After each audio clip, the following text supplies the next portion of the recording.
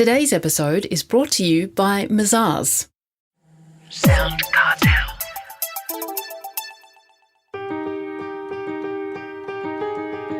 From SoundCartel, I'm Nicole Goodman, and this is Business Essentials Daily.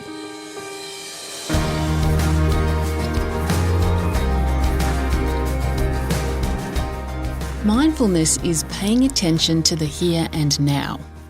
And for many, including customer service expert Jaquie Scammell, it's also about being open to all experiences without judging them as good or bad, right or wrong. There are so many benefits to adopting a mindfulness approach. You're less stressed over the small stuff, even the big stuff. You're calmer, happier, more relaxed, and a better person for yourself and for others to be around. Mindfulness is often achieved through regular meditation, and Jaquie explains to Chris Ashmore why meditation is so good for us. When you meditate, a few things happen chemically.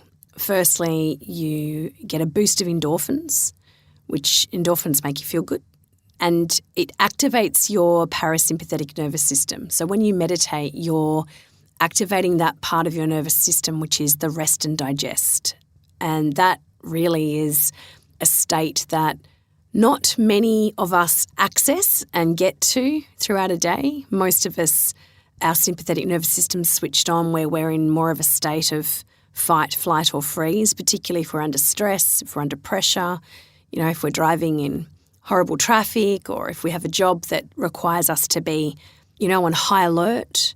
And so activating that parasympathetic nervous system is incredibly important to heal and rebalance your nervous system. And for novices like me, how do you suggest we go about doing meditation and build this habit? To build any sort of habit, it's about just showing up and starting. And I would recommend that rather than set yourself a big, hairy, audacious goal where you're going to meditate for 20 minutes or an hour a day, maybe just start with 5. And best advice I've always been given about any type of habit is choose a goal for your habit of meditation that you can do on your worst day, on the day when you're feeling the least likely to do it or low vibe or you're energetically exhausted or you have very little time. Choose a goal to start that habit that you'll still be able to achieve even on your hardest, worst day. Because often we choose goals around habits on our best days and then, we have a bit of a bump or a blip in the road and we don't do the habit and then we pay out on ourselves and then we stop doing it and it's just this vicious cycle. So building any type of habit, but particularly meditation, is just start, show up daily and choose a goal that you can achieve on your hardest day. Morning time, afternoon, evening, or it doesn't really matter? Whatever works. I just did 10 minutes in the car before I came here today.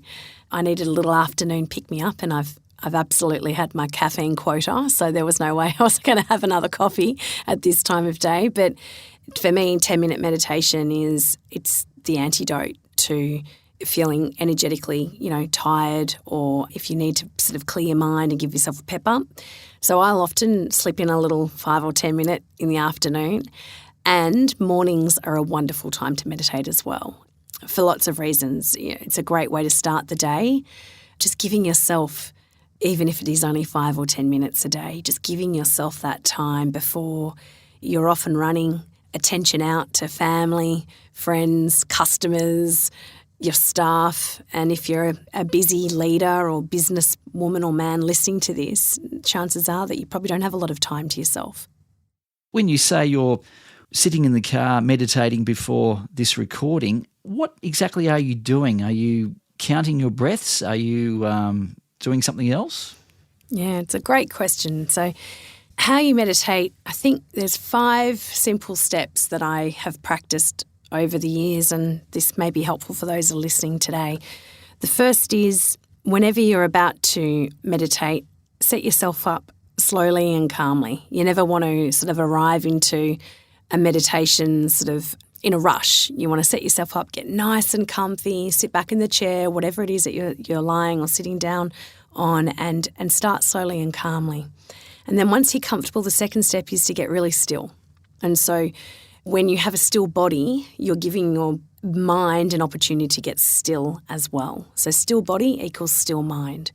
So get really still, avoid any fidgeting, avoid anything that's going to distract you, and get really still in your body. Then the third step is tune in.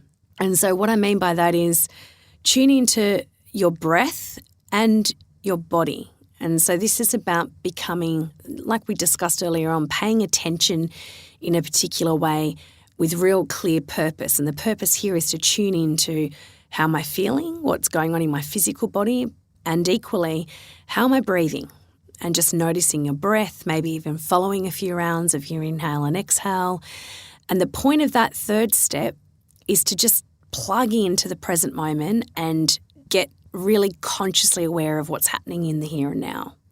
It's almost like you're plugging yourself into a power socket when you tune into breath and body. And then the fourth step is start to just watch your thoughts. And that's really the meditation piece. It's watching the thoughts come up and watching them move on. We're not trying to empty our thoughts. We're not trying to push our thoughts away. We're simply allowing thoughts to come, and we're focusing on the thoughts as they rise, and then we see them go. And watching thoughts is all I do. Just keep watching them. Sometimes I like to watch where they're coming from. They might be coming from the right side or the left side, or coming from the bottom or the top. And sometimes they're weird thoughts, out of context. They've got nothing to do with anything. And sometimes they're predictable thoughts. And the whole point is to just not judge and just watch.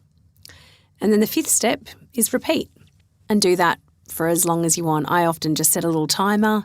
So if I do fall asleep and I can't sleep at that time, then I'll get woken up with a little timer. But yeah, set yourself a timer before you get set up, and then just keep repeating that, watching your thoughts until your timer goes. And that's really the technique. Make it sound so simple. Now, final question, Jaquie. As a customer service expert, what are the practical benefits of meditation for those in customer service specifically and business in general? Well, if you think about if you are a regular runner and you run, and practice that, then you're going to run further. If you're a regular weight trainer, then you're eventually going to get stronger. And so regular meditation for customer service staff helps you get more relaxed and alert more often at work. And I think customer service is a pretty tricky job. It doesn't matter what industry or how senior you are, or if you're at the front line. When you're dealing with humans all day, it can throw up a lot of things, a lot of stress, a lot of triggers, a lot of emotions. And often people in customer service roles, they're managing their own emotions to be able to serve customers. So if you can return to a state of being relaxed and calm, but at the same time really alert when you're with a customer, A, it's going to be good for you because you're managing your own energy and you're able to self-regulate, but B, you're actually going to deliver great service. And I have a fundamental belief that extraordinary service is often delivered by people who are really extraordinarily present, and they're just with you and they see you and they hear you and they make you feel important in that moment. And that's simple, but it's not easy. It can be hard to do, especially if you're serving 10, 20, 50. Some of my clients serve up to 100 customers a day. So when we're dealing with many humans throughout a day, it can be quite stressful. So for me, meditation is the training to return to that state of calm and relaxed, yet maintain a level of alertness when you're doing the people stuff. And why not give it a go, right? Because it's actually medicine for you too. That was Jaquie Scammell, founder and CEO of Service Q.